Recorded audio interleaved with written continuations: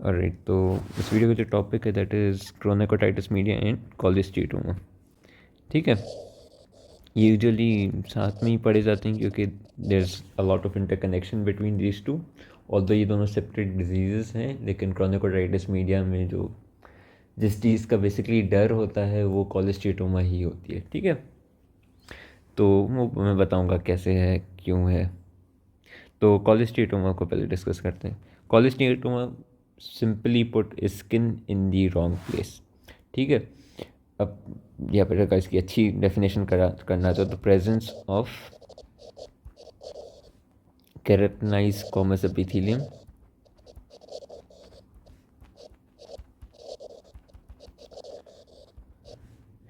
In the middle ear. ठीक है, we know कि मिडल ईयर में म्यूकस मेम्ब्रेन होगी, कॉलमनर होगी या तो क्यूबॉइडल होगी। सही है, लेकिन अगर वहाँ पे स्क्वैमस एपिथेलियम आ जाए, खासकर स्ट्रेटिफाइड स्क्वैमस जो स्किन वाली एपिथेलियम है, तो दैट इज़ नोन एज कॉलेस्ट्रिएटोमा। ठीक है, इसका वैसे ऑफिशियल नाम केराटोमा होना चाहिए था, क्योंकि केराटिन सेल्स हैं। कॉलेस्ट्रिएटोमा मिसनोमर बोलते हैं, लेकिन अभी है तो है नाम। अब कॉलेस्ट्रिएटोमा का मॉर्फोलॉजिकली इसके दो पार्ट्स होते हैं। इसके पास होता है एक matrix which is made up of keratinize squamous epithelium.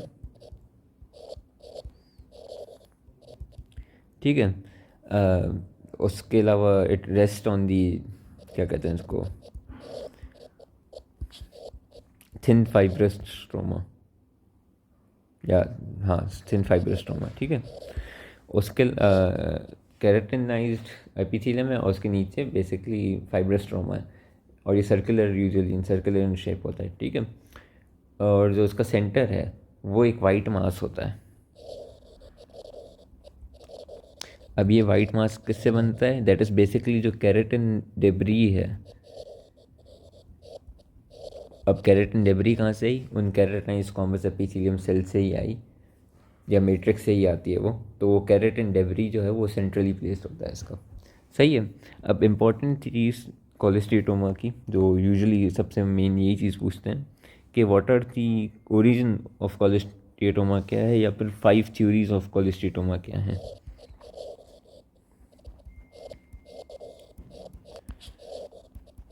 ठीक है, अब 5 थ्योरीज ऑफ कॉलेस्ट्रिएटोमा, सबसे पहले हमारे पास जो थ्योरी है दैट इज़ के कंजेनाइटल ही कॉलेस्ट्रिएटोमा के जो सेल्स होते हैं वो पड़े हुए होंगे, एंड देन जब बर्थ होती है उसके बाद वगैरह तो फिर वो प्रोलिफरेट करते हैं, तो फिर उस कॉमस की शक्ल में आकर मिडिल ईयर में आ जाते हैं। सिर्फ मिडिल ईयर में ही नहीं, कहीं और भी हो सकते हैं, लेकिन यूजुअली मिडिल ईयर में इसकी अच्छी प्रेजेंटेशन होती है, एंड डेंजर भी उधर सबसे ज़्यादा होता है। ठीक है, तो दैट इज़ फर्स्ट थ्योरी के presence of congenital cell rest. तो कंजेनाइटल ही मौजूद थे, एंड देन फिर वो कॉलेस्ट्रिएटोमा करवा लिया उन्होंने। सेकंड जो थ्योरी है that is known as Wittmaack's theory, या फिर रिट्रैक्शन पॉकेट थ्योरी।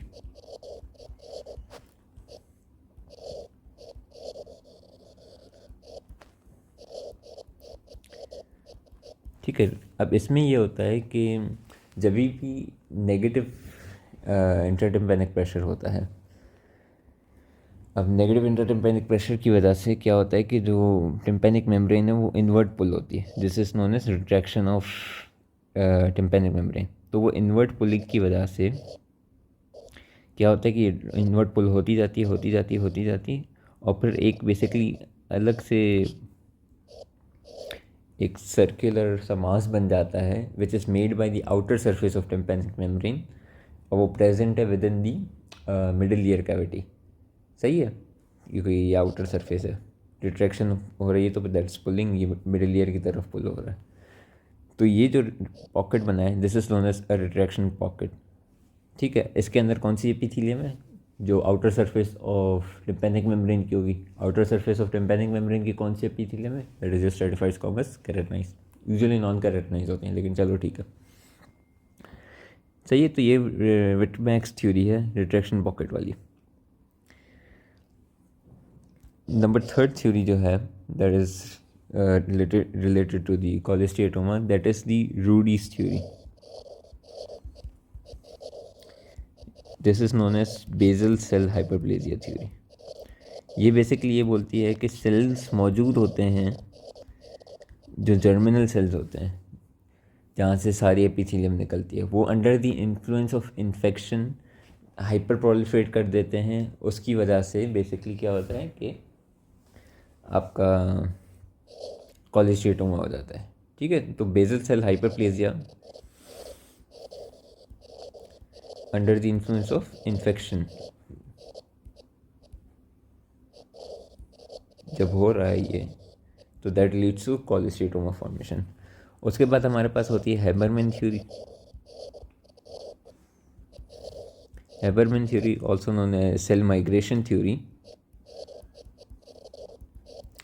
ये कहती है कि जब भी परफोरेशन होती है विद इन दी, क्या कहते हैं इसको, ear drum, with in the tympanic membrane, जब भी परफोरेशन होती है तो फिर जो ईयर ड्रम के आउटर सेल्स हैं, जो स्क्वामस एपिथेलियम सर्टिफाइड स्क्वामस हैं जो हमने पहले किया था, उसमें से कुछ सेल माइग्रेट करके अंदर की तरफ आ जाते हैं। अगर याद हो तो मैंने बताया था कि अक्यूट नेक्रोटाइजिंग ओटाइटिस मीडिया जो है, it can either heal by fibrosis और बाय कॉलेस्ट्रेटोमा फॉर्मेशन। तो वो हैबरमैन थ्योरी उसको एक्सप्लेन कर रहे होते कि परफोरेशन हुई तो फिर थोड़ा सा हिस्सा अंदर की तरफ आ गया। एक्यूट नेक्रोटाइजिंग ओटाइटिस मीडिया की जो दो खास बातें हैं, that is presence of otorrhoea and presence of the perforation in the tympanic membrane. ठीक है, तो again Habermann theory, cell migration due to perforation of tympanic membrane. सही, तो सेल माइग्रेट करके मिडिल ईयर में आ जाते हैं। Then finally we have Sade's theory. Sade's theory basically बोलती है थ्योरी ऑफ मेटाप्लेजिया है, कि मेटाप्लेजिया हो जाता है कॉलमनर सेल्स का, तो फिर वो बन जाते हैं हमारे पास सर्टिफाइड स्क्वामस। सही है, तो अब ये ऐसे नहीं है कि इसमें से कोई एक थ्योरी सही है। ये 500 थ्योरीज के फंक्शंस होते हैं और 500 थ्योरी अलग अलग जगहों पे ट्रू होती हैं। कैसे, उस पर आ जाते हैं। ठीक है, तो कॉजेज़ ऑफ कॉलेस्ट्रेटोमा या फिर क्लासिफिकेशन ऑफ कॉलेस्ट्रेटोमा करते हैं। ठीक है, this is more related to classification. अब क्लासिफिकेशन कॉलेस्ट्रेटोमा में हमारे पास 3 आ जाते हैं। पहले 2 में डिवाइड करते हैं, फिर उसको 3 में हो जाता है वो। एक है कंजेनाइटल, दूसरा है एक्वायर्ड। ठीक है, एक्वायर्ड में फिर वो 2 में होता है, एक प्राइमरी दूसरा सेकेंडरी। कंजेनाइटल ये हमारे पास जो होता है उसमें बेसिकली होता है कि एम्ब्रियोनिक एपिडर्मल सेल रेस्ट, मतलब कि सेल रेस्ट थ्योरी जो है हमारी, वो प्ले करती है रोल इसमें। सही है, 3 साइड्स होती हैं इसमें, मिडिल ईयर कैविटी जो पहले बताया था, पेट्रस बोन का एपेक्स और सेरिबेलोपोंटाइन एंगल। ठीक है, तो ये 3 जगहों पे हमें पास कॉलेस्ट्रेटोमा फॉर्मेशन हो सकती है। Middle ear cavity, petrous apex and cerebellopontine angle. फिर हमारे पास आ जाता है प्राइमरी। इसमें ये होता है कि हिस्ट्री ऑफ ओटाइटिस मीडिया नहीं होती, क्रॉनिक ओटाइटिस मीडिया नहीं होती। ठीक है, ये अब वो हिस्ट्री ऐसे भी हो सकता है कि हुआ ही नहीं हो, या फिर हिस्ट्री कुड ऑल्सो मीन कि हुआ हो लेकिन पता नहीं हो, लेकिन यूजुअली यही इसका माना जाता है कि है ही नहीं सिरे से। ठीक है, तो उसको हम प्राइमरी में रखते हैं। अब उसमें कौन कौन सी थ्योरी आ जाती है, इमिग्रेशन थ्योरी या फिर सेल माइग्रेशन थ्योरी, जिसमें किसी भी वजह से परफोरेशन हो गई हो।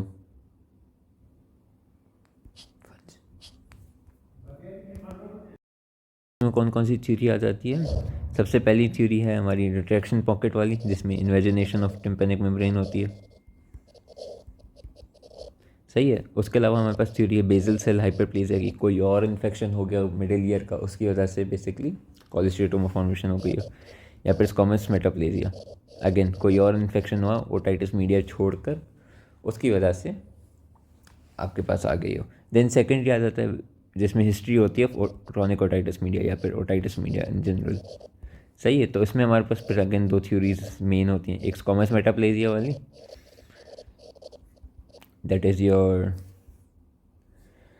सैडेज थ्योरी, एंड दूसरी परफोरेशन वाली, दी सेल माइग्रेशन थ्योरी। ठीक है, वो हमारे पास थी हैबरमैन्स थ्योरी। तो ये है हमारे पास classification of कॉलेस्ट्रेटोमा।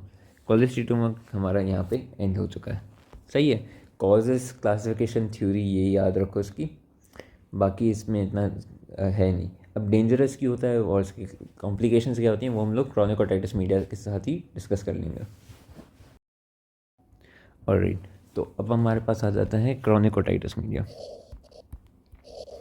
With acute otitis media हमने इसको बोला था कि it is divided into two, superlative and non superlative, right. तो यहाँ पर भी यही है, सुपरेटिव एंड नॉन सुपरेटिव। अब यूजुअली क्रॉनिक ओटाइटिस मीडिया जो होता है वो सुपरेटिव ही होता है। नॉन सुपरेटिव वालों में इतना ना ही कोई इम्पोर्टेंट है, बस एक चीज़ ये इम्पोर्टेंट है कि क्रॉनिक नॉन सुपरेटिव में हमारे पास जो सीरियस ओटाइटिस मीडिया था, राइट, जो जिसमें बेसिकली स्टेराइल इफ्यूजन हो रही थी malfunction of eustachian tube की वजह से, उसका जब क्रॉनिक फॉर्म होता है तो उसको हम बोलते हैं ग्लू ईयर। ठीक है, तो ये इंपॉर्टेंट चीज़ है, ग्लू ईयर का वर्ड अक्सर यूज़ हो रहा होता है, तो इसमें सर्च ऑन कर लेना क्या होता है ग्लू ईयर में। यूजुअली दिस इज़, थोड़ा सा मैं भी बता दूँ, क्रॉनिक सीरियस ओटाइटिस मीडिया होती है, थोड़ा सा ज़्यादा सिवियर फॉर्म होता है उसका, एंड उसमें क्या होता है कि म्यूकोइड सिक्रीशन आना शुरू हो जाती है, तो स्लाइटली थिकर होती है वो देन सीरस, तो ये ग्लू ईयर कहलाता है। बाकी हम मेन टॉपिक पर आ जाते हैं, सुपरेटिव ओटाइटिस मीडिया जो है, chronic suppurative otitis media. Chronic suppurative otitis media जो है that is long standing infection of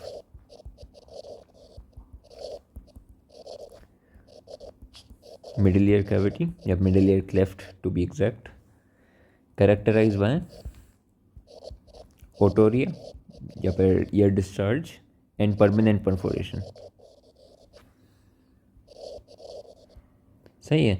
अब ये क्यों नहीं परमानेंट क्यों होता है ये, क्योंकि जब भी ये परफोरेट हो जाता है तो फिर इसकी जब एजेस होती हैं वो कवर्ड होती है बाय स्क्वैमस एपिथेलियम, तो अब वो हील नहीं हो सकता। अगर एजेस स्क्वैमस एपिथेलियम से कवर ना हो तो फिर वो हील हो सकता है। अब इसके दो टाइप्स होते हैं क्रॉनिक सुपरेटिव ओटाइटिस मीडिया के, according to its location. Middle ear cavity जो है ना, उसको हम 3 हिस्सों में उसमें करते हैं। बिलफर्ज अगर मिडिल ईयर कैविटी है, यहाँ पर टिम्पैनिक मेम्ब्रेन है, ठीक है, टिम्पैनिक मेम्ब्रेन से रिलेशन के हिसाब से वो 3 हिस्सों में डिवाइड होती है, एपीटिम्पेनम, मीजोटिम्पेनम एंड हाइपोटिम्पेनम। सही है। अब होता यूँ है कि मीजोटिम्पेनम के एरिया के अराउंड ही हमारे पास ऑडिटरी ट्यूब की ओपनिंग होती है। सही है। और एपीटिम्पेनम के एरिया के अराउंड हमारे पास होता है ऑडिटस, जो ओपन होता है इनटू मेस्टॉइड एंट्रम। और एपीटिम्पेनम की जो रूफ है वो क्या बना रहा है, टेगमेंट टिम्पेन है, which is the communication with the cranial cavity. सही है। अब ये चीज़ इंपॉर्टेंट है, ये याद रखना। अब हम आते हैं कि दो कौन से टाइप हैं। एक टाइप ऐसा होता है जो क्या करता है कि मीजोटिम्पेनम को बेसिकली इन्वॉल्व करता है। सही है। तो वो क्रॉनिक ओटाइटिस मीडिया होता है जो इस वाले हिस्से को इन्वॉल्व करता है, उसको हम कहते हैं ट्यूबोटिम्पेनिक ओटाइटिस मीडिया। ट्यूबोटिम्पेनिक क्यों, ट्यूब फॉर ईस्टेशन ट्यूब, क्योंकि ईस्टेशन ट्यूब की ओपनिंग यहाँ पे थी, टिम्पेनिक मिडिल ईयर कैविटी। ठीक है। दूसरा कौन सा टाइप है जो एपीटिम्पेनम को इन्वॉल्व करता है। सही है। और एपीटिम्पेनम का जो सबसे ऊपर वाला ऐसा होता है उसको हम बोलते हैं एटिक, तो इस वाले टाइप को हम बोलते हैं एटिको। और सिंस ये मेस्टॉइड एंट्रम को भी इन्वॉल्व करेगा, एंट्रल पार्ट या फिर attico antral type of the chronic suppurative otitis media. सही। तो क्रॉनिक सुपरेटिव ओटाइटिस मीडिया के कौन से दो टाइप्स हैं, ट्यूबोटिम्पेनिक एंड एटिको एंट्रल। सही है। इनके डिफरेंसेस इंपॉर्टेंट है। अब ट्यूबोटिम्पेनिक जो होता है वो इन्वॉल्व किसको करता है, टिम्पेनिक कैविटी या मीजोटिम्पेनम एज वेल एज हमारे पास ईस्टेशन ट्यूब को। ठीक है। ये होता है सेफ़। सेफ़ मतलब कि डेंजरस नहीं होता, कॉम्प्लिकेशंस कम होती हैं। सही है। It involve the anterior inferior quadrant, जिसमें हमारे पास आ जाते हैं ट्यूबो ईस्टेशन ट्यूब एंड मीजोटिम्पेनम। ठीक है। इसकी जो परफोरेशन होगी ना दी टिम्पेनिक मेम्ब्रेन अगर हुई, which will obviously be happening because we just discuss by definition characterise by permanent perforation, right. तो इसकी परफोरेशन सेंट्रली प्लेस्ड होगी। ठीक है। And obviously no risk of complication. And इसमें जो ओडर होगी ऑफ द डिस्चार्ज वो ओडरलेस होगा। ठीक है। एंड अच्छा खासा डिस्चार्ज होगा। सही है। और इसमें पॉलिप्स बनते हैं, पॉलिप्स दोनों में बनते हैं। इसके वाले जो पॉलिप होते हैं ये पेल पॉलिप्स होते हैं, क्योंकि इनकी वेस्कुलेशन इतनी सही नहीं होती, अच्छी नहीं होती। ठीक है, तो ये 4-5 चीज़ें जो हैं इसमें। ऑन दी कॉन्ट्ररी इसका उल्टा कर देंगे तो फिर हमारे पास आ जाएगा एटिक्वेंट्रल। तो अनसेफ होगा ये, इसमें कॉम्प्लिकेशंस का रिस्क बहुत ज़्यादा होता है। क्यों? क्योंकि ऊपर जाएगा तो रीनल कैविटी इन्वॉल्व करेगा, पीछे जाएगा मैस्टोइड कैविटी इन्वॉल्व करेगा। दो तो यही हो गई। उसके अलावा और बहुत सारी कॉम्प्लिकेशन होती है, और कॉलेस्टियोटोमा भी इस वाले टाइप में बनता है। सही है। कॉलेस्टियोटोमा इतना खतरनाक क्यों होता है उसको भी आते हैं, बाद में करते हैं डिस्कस। अनसेफ है, ठीक है। ये पोस्टीरियर सुपीरियर को इन्वॉल्व करता है, ठीक है। एंटीरियर इन्फीरियर क्वाड्रेंट, ये पोस्टीरियर सुपीरियर क्वाड्रेंट। उसके अलावा इसकी जो परफोरेशन होगी वो मार्जिनल परफोरेशन होगी। सही, तो ऊपर से ही आ रहा है तो मार्जिनल होगी। कॉम्प्लिकेशंस इसमें बहुत ज़्यादा होती हैं, खासकर कॉलेस्टियोटोमा। अब कॉलेस्टियोटोमा खतरनाक क्यों होता है? क्योंकि ये बोन इरोडिंग लीजन होता है। इसमें एंजाइम्स ऐसे होते हैं जो बोन को इरोड करते हैं, तो फिर बहुत जल्दी से फैल सकता है इसका जो पस है और बैक्टीरिया है, ठीक है। और दूसरी कॉम्प्लिकेशन क्या होती है? ग्रैन्युलेशन टिश्यू बनता है इसमें। फिर हमारे पास उसके अलावा डिस्चार्ज का क्या है? स्कैंटी डिस्चार्ज है और बहुत बुरी स्मेल होती है, फाउल स्मेलिंग डिस्चार्ज होता है। एंड पॉलिप्स, रेड पॉलिप्स होते हैं, ठीक है। एंड इसमें जो ट्यूबर टेम्पेनिक है that is known as the mucosal disease. And जो ये वाला एटिक्वेंट्रल है that is known as the squamous disease, ठीक है, referring to the epithelium that they have. Mucosal disease क्योंकि इसकी एपिथेलियम होती है म्यूकोजा से रिलेटेड होती है, कि mucosa is columnar. And squamosal disease that is the certified squamous, क्योंकि कॉलेस्टियोटोमा बन रहा है। सही है। अब पैथोजेनेसिस पर आ जाते हैं of tubotympanic as well as obviously atticoantral CSOM, right. क्योंकि दोनों की ऑलमोस्ट सेम ही होती है, फ़र्क ही होता है कि जो एटिक्वेंट्रल है वो ज़्यादा सीवियर होता है और ज़्यादा डैमेज करता है, ठीक है। तो होता यूँ है कि मेरे पास सबसे पहली चीज़ होती है कि इट कैन बी इटियोलॉजिकली, दोनों क्या होंगे? They are both are sequelae of acute suppurative otitis media, ठीक है। मतलब कि एक्यूट सुपरेटिव ओटाइटिस मीडिया हुआ, हील नहीं हुआ, 3 महीनों से ज़्यादा हो गया उसको, तो फिर ये होगा, ठीक है। Second of all, ascending infection via station tube. ये वही चीज़ है कि टॉन्सिलाइटिस है, एडिनॉइड्स हैं, साइनसाइटिस है, तो फिर उसके इन्फेक्शंस जो हैं वो ईस्टेशन ट्यूब से ट्रैवल करके आ जाएंगे, तो फिर CSOM करवा सकते हैं। तीसरा, एलर्जीज़ वगैरह जो होती हैं वो भी रिस्क बढ़ा देती हैं, ठीक है। तो ये 3 रिस्क फैक्टर्स हैं for any type of CSOM। अब पैथोजेनेसिस पर आते हैं। तो पैथोजेनेसिस जो है उसमें हमारे पास जो है, जो एटिक्वेंट्रल होता है वो तो लोकलाइज नहीं रहता, वो ट्रैवल करता है टू दी नियरेस्ट पार्ट जो भी है, ठीक है। ट्यूबर टेम्पेनिक जो होता है वो लोकलाइज रहता है, सही है। उसके अलावा इसमें जो बनता है सेंट्रल परफोरेशन होती है। अगेन ये हम सारी चीज़ें डिस्कस कर चुके हैं, इसमें थोड़ी सी रेपिटेशन है। इसमें सेंट्रल परफोरेशन के अलावा इडीमेटस म्यूकोजा होती है, तो पॉलिप फॉर्मेशन होना शुरू हो जाती है इन बोथ ऑफ देम, ठीक है।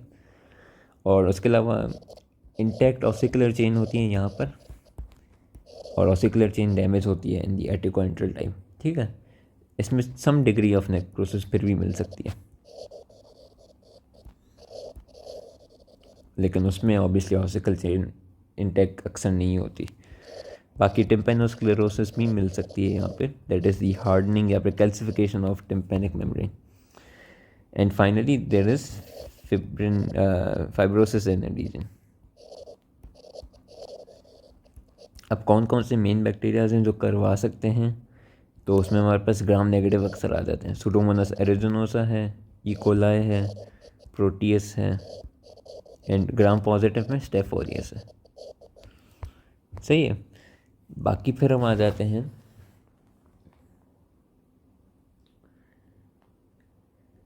इसके क्लिनिकल फीचर्स पे। क्लिनिकली अगर हम देखें तो क्लिनिकल फीचर्स में हमारे पास ईयर डिस्चार्ज होगा, ठीक है, हियरिंग लॉस होगा।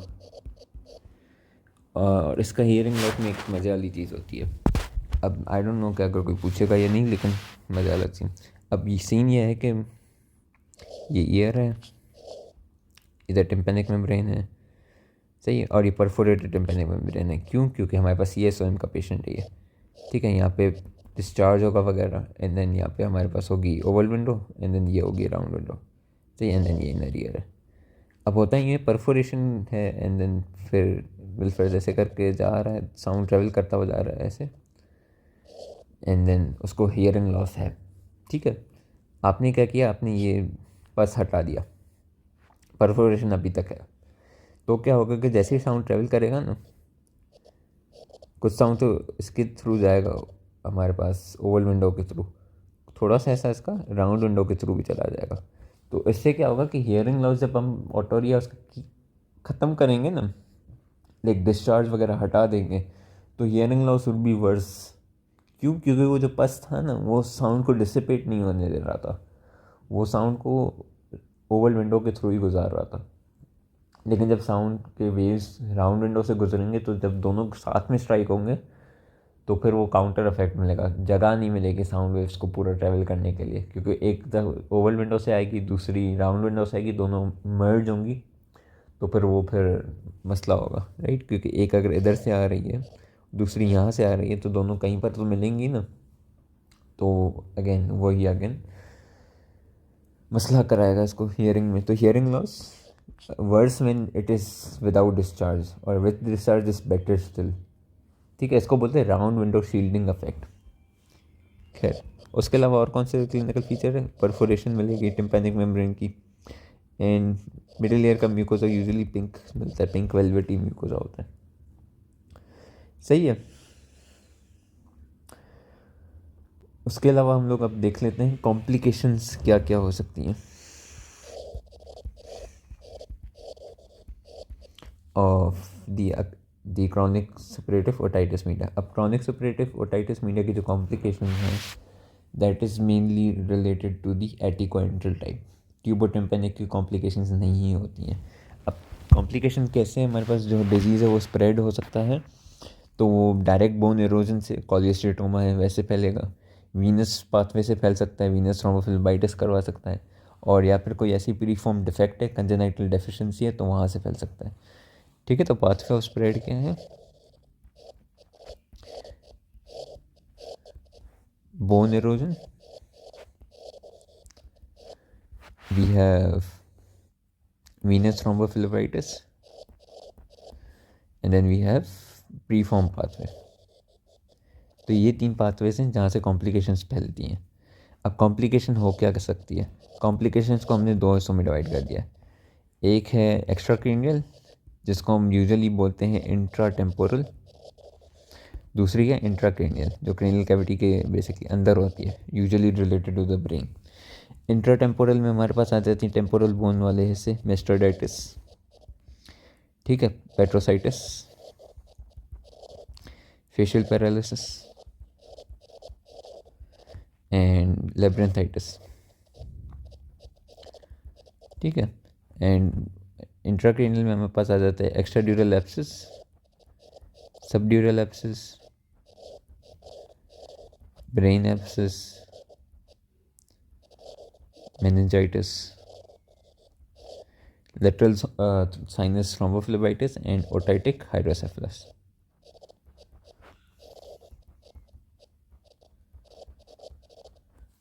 तो ये इसकी कॉम्प्लिकेशंस हो सकती हैं, सही है। अब ट्रीटमेंट क्या होगी for chronic suppurative otitis media, उसको डिस्कस कर लेते हैं। अब starting with the tubotympanic type, tubotympanic is usually a benign disease, right, इतनी ज़्यादा खतरनाक नहीं होती है वो। तो उसमें हमारे पास treatment is divided into 2, medical and surgical, ठीक है। This is only in ट्यूबोटिम्पेनिक।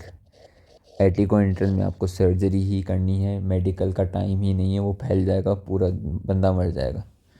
अब मेडिकल में हमारे पास क्या क्या आ जाता है, वही इन्फेक्शंस को ट्रीट करने के लिए ये टॉयलेट, ये ड्रॉप्स लगा सकते हो, एंटीबायोटिक है, कॉर्टिकोस्टेरॉइड है, ठीक है, सिस्टमिक एंटीबायोटिक्स दे सकते हो, और ट्रीटमेंट ऑफ कंट्रीब्यूटरी कॉजेज़ कर सकते हो, सही है।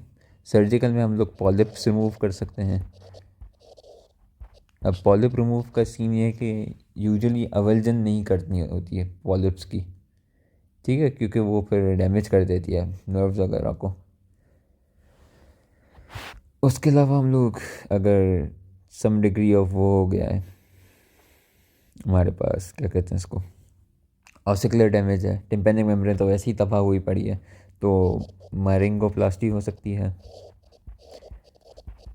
ठीक है, as well as ossicular reconstruction हो सकती है, ठीक है, तो रिकन्स्ट्रक्टिव सर्जरी है।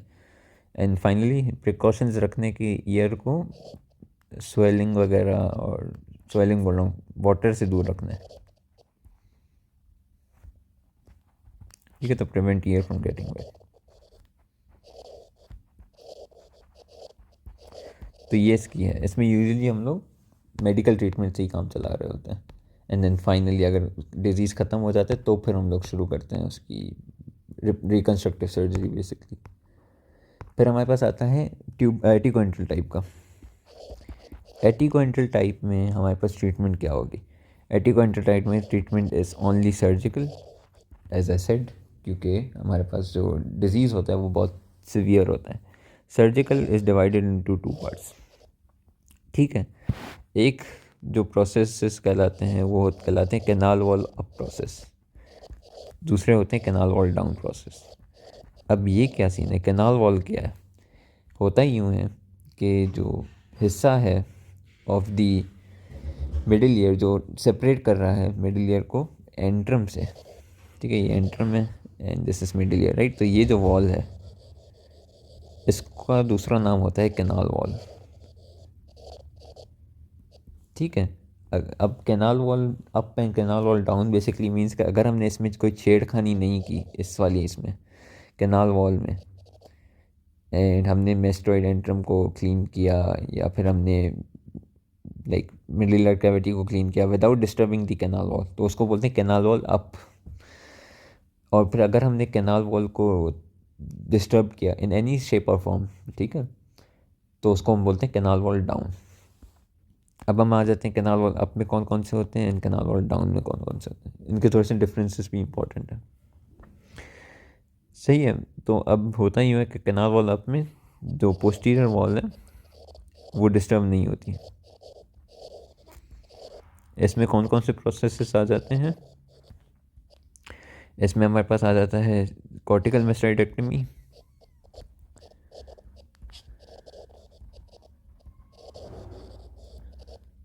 सही है, और इसमें हमारे पास आता है टिम्पैनोमेस्टेरेक्टमी। टिम्पैनोमेस्टेरेक्टमी में ये होता है कि एक साइड से हम लोग टिम्पैनिक मेम्ब्रेन से मिडिल ईयर को क्लीन कर रहे होते हैं, दूसरे साइड से मेस्टोइड को बेसिकली उसमें से पस निकाल रहे होते हैं, सही है। तो ये हमारे पास कैनाल वॉल अप प्रोसीजर है। कैनाल वॉल डाउन में canal wall is obviously affected and usually destroyed. इसमें हमारे पास आ जाते हैं रेडिकल मेस्टेरेक्टमी, ठीक है, मॉडिफाइड रेडिकल मेस्टेरेक्टमी। उसके अलावा एटेकोटॉमी हो जाती है, और दूसरे और भी प्रोसीजर्स होते हैं, ठीक है।